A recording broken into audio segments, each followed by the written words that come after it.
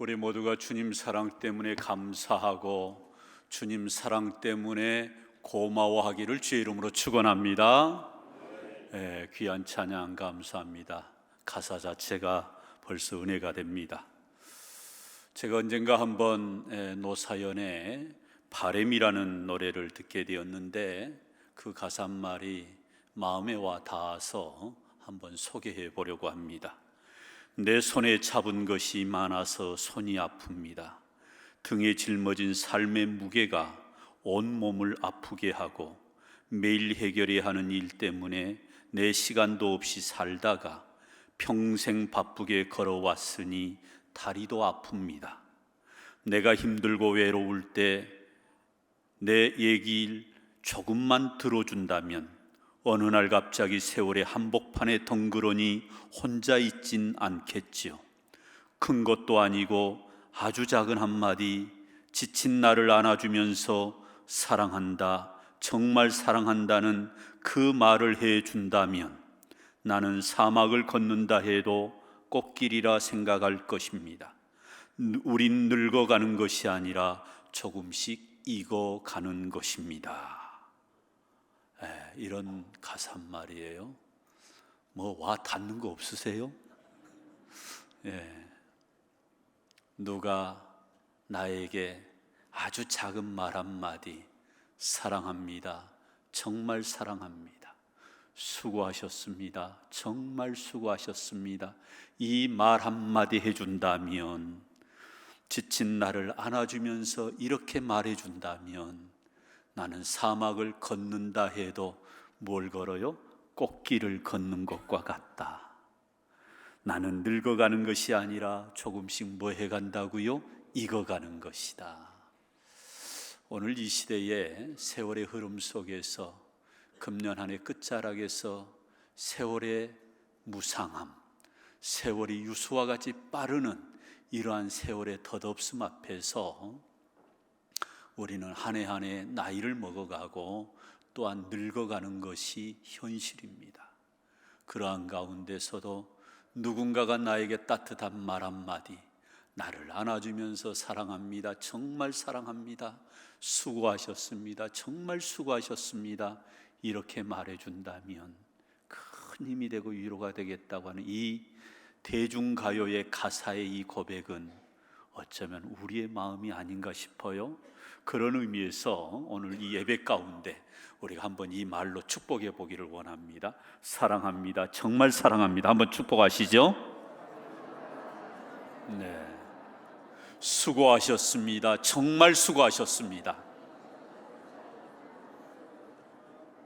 우리 모두가 이렇게 격려하고 이렇게 축복하기를 주의 이름으로 축원합니다. 우리가 살면서 오래 되면 될수록 그 세월의 묻어남이 나오는 것들이 있지요. 음식도 오랫동안 묵혀두면 이것이 오히려 영양이 풍부해지고 맛이 좋아지는 그런 음식이 있죠. 우리 전라도에 그게 뭐예요? 홍어입니다. 홍어. 저는 사실 홍어를 잘 못 먹어요. 그런데 이 홍어 또는 뭐 김치 또는 뭐 젓갈 또는 포도주, 세월이 오랫동안 가면서 묵혀지고 또 묵혀져 가지고 거기서 깊은 맛, 진한 맛이 나오는 그런 풍미가 느껴지는 것을 보고 사람들은 이 발효 음식을 찾는 것 같습니다. 그런데 우리 인생도 마찬가지인 것 같아요. 나이가 지긋하고 연세가 지긋해 가면서 그 사람에게서 나는 냄새가 각기 다르게 나타나는 거예요. 특별히 연세가 지긋하면서도 그윽한 품격이 묻어나오는 그런 어르신들을 배울 때마다 저렇게 아름답게 우리가 늙어갈 수만 있다면 얼마나 좋을까. 나이가 들수록 더 마음이 넓어지는 사람, 그리고 고집과 아집을 찾아볼 수 없는 사람, 남을 이해하고 배려하는 마음, 날카로운 비판과 날카로운 그러한 시각이 사라지고 그 입술에는 잔잔한 웃음이 먹어지는 그러한 모습으로 넓은 가슴으로 품어내어주는 사람, 이게 뭐예요? 나이가 들면서 나타나는 그러한 그윽한 품격의 사람의 모습이다라고 우리는 생각하게 됩니다. 정말 우리가 그렇게 늙어간다면 그것은 참으로 아름다운 것입니다. 우리에게 다가오는 그 미래가 불확실하지만 왠지 그 미래가 불안하고 때로는 두렵기도 하고 우리의 삶에 어떤 무게로 와 닿을 수가 있어요. 앞으로 그 미래를 어떻게 살지? 노후가 준비되지 않는 사람에게 있어서 이 미래는 불안입니다. 염려입니다. 근심입니다. 그럼에도 불구하고 넉넉한 웃음으로 미래를 향하여 담담히 걸어가는 사람, 이게 분명 우리 가운데에 수많은 연세 드신 사람들 가운데 볼 수가 있는 거예요. 무엇보다도 믿음으로 살다가 늙어가는 인생을 향하여서 이 대중가요의 이 가사말처럼 세월이 갈수록 익어가는 사람에 대한 내용의 말씀으로 오늘 시편에서는 두 나무로 비유하고 있어요. 첫 번째 나무가 뭐예요? 종려나무입니다. 여러분, 이 종려나무를 나이가 들어가는 인생과 비교를 했어요. 그러면서 이 종려나무가 가지고 있는 이 특성, 이 종려나무의 이 속성을 가지고 의인을 그와 같이 종려나무와 같이 비유를 했다 이 말입니다. 여러분, 이 종려나무는 학명으로 말하면 대추, 야자, 열매예요. 우리나라 대추하고 영락없이 종려나무의 열매는 비슷하게 생겼어요. 물론 이스라엘에서 나오는 이 종려나무의 열매는 우리 대추보다는 훨씬 커요. 한 서너 배 정도. 그런데 봐보세요. 얼마나 많은 열매가 여기에 맺혔는지. 성지순례에 가면 모든 성지순례객들이 종려나무의 열매를 맛보고 또 그걸 사오기도 해요. 왜냐하면 이것은 이스라엘만의 특산품이기 때문에 그렇습니다. 저도 처음 성지순례를 가가지고 교회학교, 제가 그때 당시 작년 일부를 맡았는데 교사들만 한 40여 명 돼요. 그리고 구역장들 한 40여 명 되는데 뭔가 그래도 하나씩 준비해야 되겠다 해가지고 세상에 제 물량만 해도 80개가 넘어요. 거기에다가 우리 이제 공동으로 구매한 것까지 해가지고 굉장히 많은 물량을 그때 당시 저희들이 사왔는데, 우리는 그거 굉장히 고생하고 사왔는데 사람들은 그것을 고생한 줄 모르더라고요. 여러분, 케이스로 보통 이 성경책 한 권 정도 케이스 이 정도 분량이에요. 부피가 그래요. 부피가. 그러니 이것에 100개면 얼마나 많아요. 그래서 이거 한번 맛보시라고 그리고 나눠드렸더니 우리 구역장님들이, 교사들이 뭐라고 그러냐면 어디 설탕물에 절여놓은 것 같다고 그래요. 여러분, 절대 절인 것이 아니고 저렇게 햇볕 가운데서 익혀져서 정말 당도가 높습니다. 이 종려나무는 사실상 이스라엘 백성들에게 있어서는 굉장히 영적인 상징적으로 의미하는 교훈이 커요. 모든 이스라엘의 땅이 다 그런 건 아니지만 거의 한 80%가 척박한 땅입니다. 우리처럼 비옥한 땅이 아닙니다. 뭘 씨를 뿌리면 씨가 잘 자라는 그런 땅이 아니에요. 가꾸고 또 가꾸어도 잘 자라질 않아요. 왜요? 땅 자체가 척박해요. 그리고 결정적으로 모든 식물에게 필요한 것이 물인데 이 수분이 없는 겁니다. 다만 그 일교차에 낮 온도와 밤 온도가 보통 한 20도에서 많게는 한 30도의 온도차가 나요.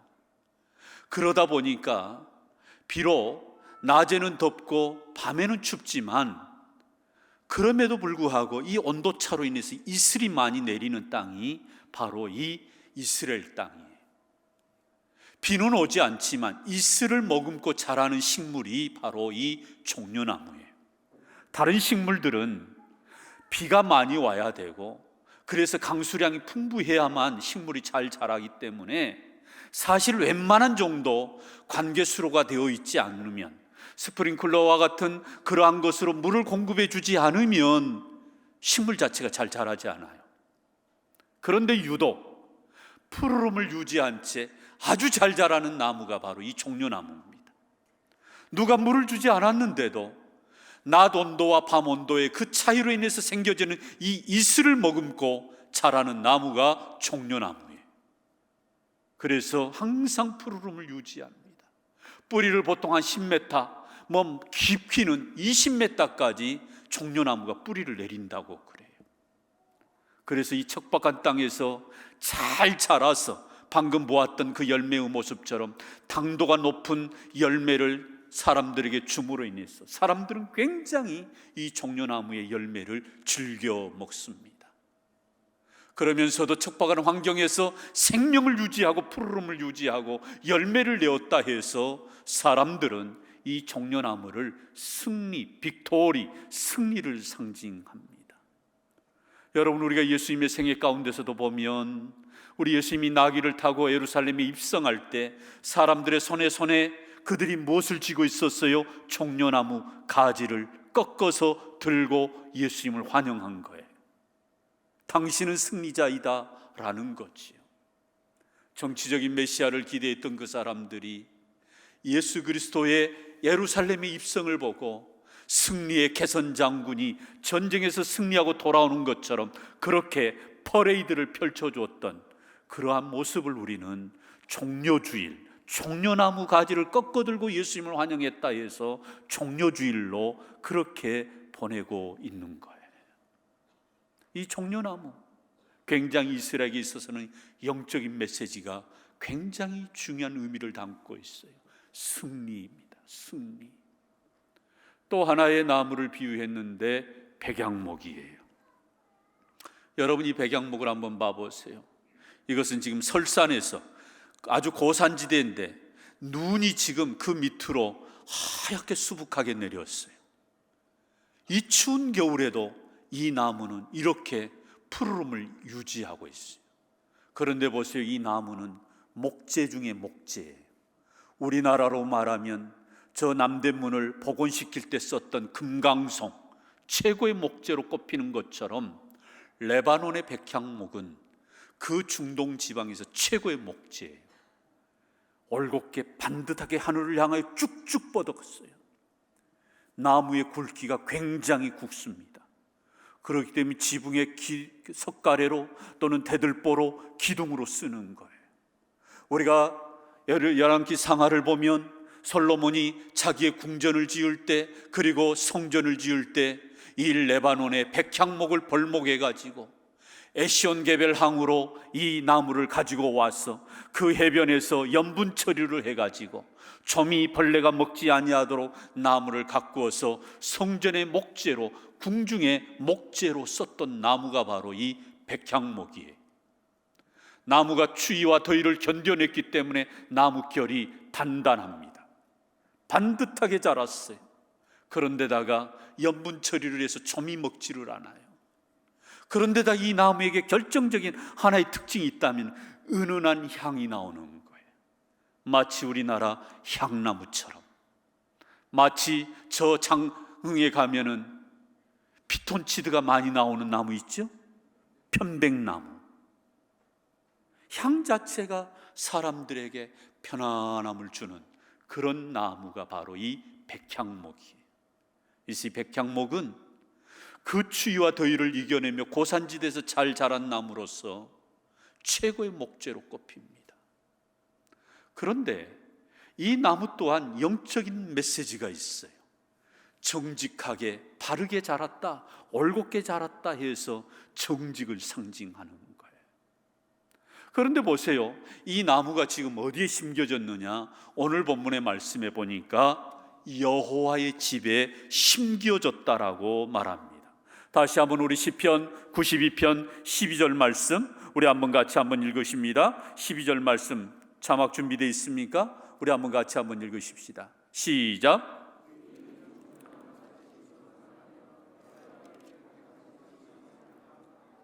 아멘. 의인은 종려나무같이 번성하며 레바논의 백향목같이 성장하리로다. 아멘. 여기에 나와 있는 이 의인이 어떤 사람일까요? 모든 척박한 환경에서도, 도저히 사람이 살 수 없는 환경 가운데서도 믿음으로 승리하는 사람을 가리켜서 의인이라. 저 사람이 어떤 어려움을 만났는데 그 어려움 가운데서 일어나기가 어렵고 재기하기가 어려운데도 그걸 굳굳하게 이겨내고 승리하는 사람을 가리켜서, 하나님을 바라보고 사는 사람을 가리켜서 의인이라. 그런데 영락없이 이스라엘 백성들이 좋아하는 나무, 종려나무와 같대요. 식물들이 도저히 살 수 없는 환경에서 잘 자라서 좋은 열매로 사람들을 기쁘게 하는 것처럼, 믿음으로 신앙으로 살았던 사람, 그 모든 환경 가운데서 그 환경을 결국은 극복하고 승리하는 사람을 가리켜서 의인이라. 그 이 의인은 종려나무와 같이, 또 어떤 나무예요? 백향목과 같이. 이 사람이 바로 하나님을 바라보는 사람을 가리켜서 이렇게 말씀합니다. 그런데 종려나무와 같고 백향목 같은 의인을 뭐라고 얘기하느냐? 나무의 생리를 가지고 이야기합니다.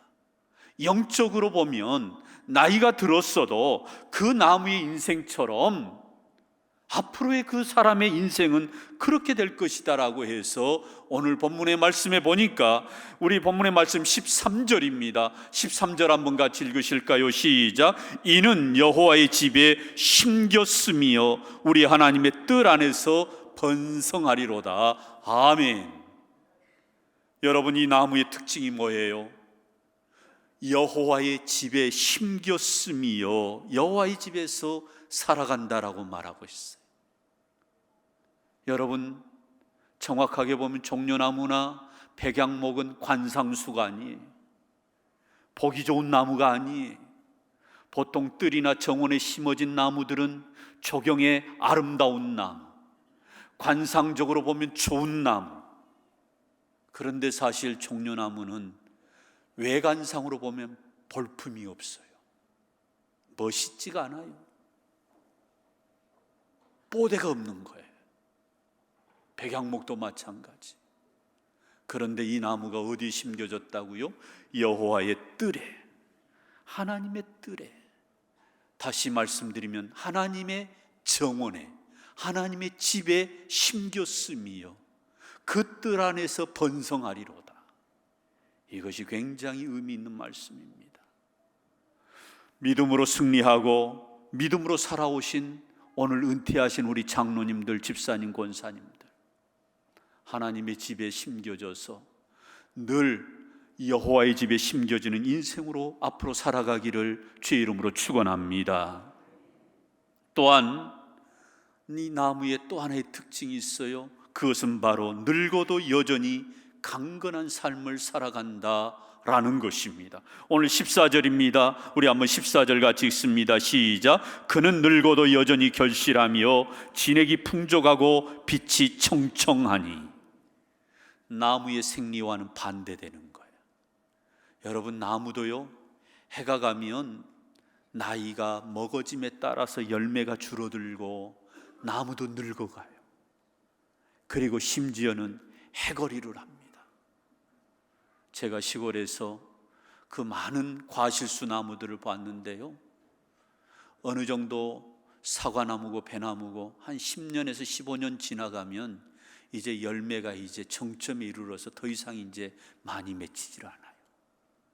이제 점점 열매 개수가 줄어들면 농부들은 어떻게 하느냐? 그걸 다 뽑아내는 거예요. 그리고 다시 1년지기 그러한 나무를 다시 심어서 한 3년쯤 가서 첫 열매를 따고, 그러면서 계속해서 또 그 나무를 갖고 가는 거예요. 사실 엄격하게 보면 나무도 그런 자연적인 생리 현상에 의해서 늙어가고 해거리를 해요. 한 해는 열매를 잘 맺다가도 그 이듬해에는 열매가 안 맺혀요. 나이 든 나무일수록 그럽니다. 그런데 영적으로 반대 현상이 일어난다는 거예요. 하나님을 바라보고 믿음으로 살아오신 분들은, 여호와의 전에 심겨진 사람들은 늙어도 여전히 결실하며 진액이 풍족하고 빛이 청청하니. 저는 오늘 은퇴하시는 여기 계신 우리 모든 분들이 늙어도 여전히 결실하고 또한 잎이 청청하고 늘 강건한 삶을 살아가시기를 주의 이름으로 축원합니다. 이게 의인의 모습이라는 거예요. 또한 마지막으로 이 나무의 또 하나의 특징이 여호와의 정직하심과 그분에게는 불의가 없음이 선포된다라고 말씀을 해요. 우리 한번 15절 말씀 우리 한번 같이 읽습니다. 시작. 여호와의 정직하심과 나의 바위되심과 그에게는 불의가 없음이 선포되리로다. 아멘. 여러분, 여전히 늙어가도 사명을 가지고 살아가는 존재의 모습을 이야기한 것입니다. 여러분, 오늘이 비록 은퇴하는 날이지만 무엇보다도 저는 은퇴하셨어도 영원한 현역으로 살아가기를 주의 이름으로 축원합니다.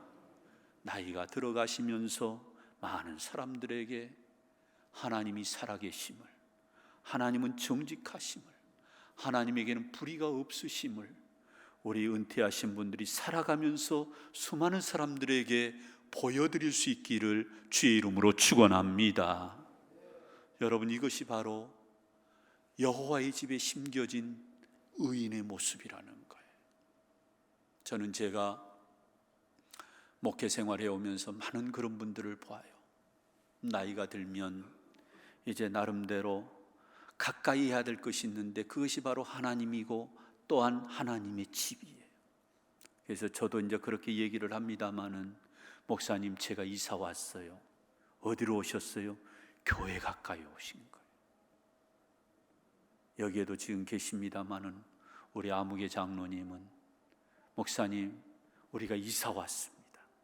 예배 한번 드려주세요. 아, 그래요? 예배 드리러 그 집을 방문했는데 목사님 창문을 여니까 우리 교회가 이렇게 보여요 하면서 교회를 보여주는 거예요. 자고 일어나면 교회가 보이는 이러한 가까운 곳으로 오신다는 거예요.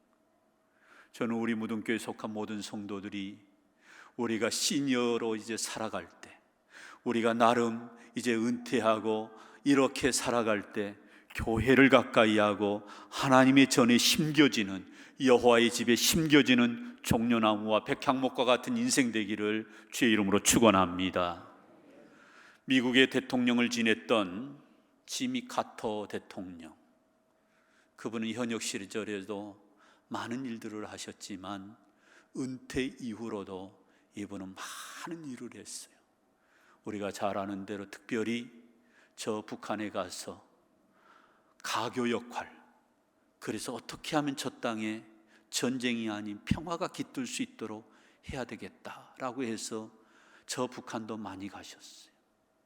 헤비타트 운동이라 해서 집 없는 자들에게 집을 지어주는 운동에 그는 팔을 걷어붙이고 망치를 들었던 사람이에요. 주일날이면 늘 그는 자기에게 맡겨주신 그러한 어린아이들을 가르치기 위해서 교회학교, 주일학교 교사직을 감당했던 사람. 우리는 이 사람을 지미 카터 대통령으로 기억하고 있어요. 이분이 나이가 70이 넘었는데 한 기자가 묻습니다. 대통령에게 이렇게 질문을 합니다. 농부에서 백악관 주인이 되기까지 가장 아름다운 인생길을 걸어왔는데 대통령에게 가장 아름다웠던 시절은 언제입니까? 물었어요. 이 카터 대통령이 뭐라고 대답한 줄 아세요? 그분은 이렇게 명답을 했어요. 또박또박. 지금입니다. 바로 지금입니다. 지금이 내 인생의 가장 아름다운 시절입니다 라고 말한 거예요. 우리는 흔히 은퇴를 하면 뒷방 노인으로 물러나는 경우가 많아요. 그러나 교회에 우리의 믿음의 생활은 그렇지가 않아요. 은퇴했어도 시무에서는 내려오셨지만 하나님을 예배하는 자리, 하나님을 기도하는 자리, 하나님을 찬송하는 자리, 하나님을 섬기는 자리에서는 늘 변함없이 그 자리에서 지금 이 귀한 길을 걸어가시는 우리 장로님, 집사님, 권사님들이 되시기를 주의 이름으로 축원합니다. 지금까지 살아오신 삶 다시 한번 찬양의 말씀을 드립니다. 정말 수고하셨습니다. 우리 나라 근대사에 중요한 일들을 감당해 오신 세대가 바로 오늘 은퇴하신 우리 장로님, 집사님, 권사님 세대예요. 전쟁을 겪었고 그 이전에 일제강점기의 피해 속에서 우리나라가 황폐해졌을 때, 살기 어렵다고 할 때에, 그러할 때에 살아오시면서 가정을 세우시고 교회를 세우시면서 충성봉사 헌신하신 분들이 바로 여기 앉아 계신 분들이십니다. 오늘 은퇴하시지만 영원한 현역으로, 영원한 젊은 오빠로, 누님으로 살아가시는 귀한 은혜가 있기를 주의 이름으로 축원합니다. 축원합니다. 은혜로우신 아버지 하나님, 오늘 은퇴하신 우리 장로님, 집사님, 권사님들 참으로 많은 수고를 하며 지금까지 살아오셨는데 오늘 이렇게 은퇴하게 되어 섭섭한 마음 금할 길이 없으나, 그러나 여전히 지금 이 자리에서 주님을 높여드리고 주님을 섬기는 그러한 신앙의 삶으로 여호와의 집에 심겨지는 인생으로 살아가게 하여 주시옵소서. 종려나무와 같고 백향목과 같은 인생으로 살아오셨는데 아버지 하나님, 앞으로도 이러한 인생으로 살아감으로 많은 사람들에게 롤모델이 되게 하여 주시고, 이분들이 걸어간 그 길을 우리 성도들도 함께 뒤따라가는 아름다운 삶이 되도록 우리 하나님 축복하여 주시옵소서. 노경의 삶을 우리 하나님 축복하여 주시고 예비하여 주시어서 여호와의 집에서 늙어도 결실하며 진액이 풍족하고 빛이 청청한 삶을 살아내심으로 인하여 하나님의 살아계심을 드러내는 존귀한 인생들 되게 하여 주시옵소서. 예수님의 이름으로 기도드리옵나이다. 아멘.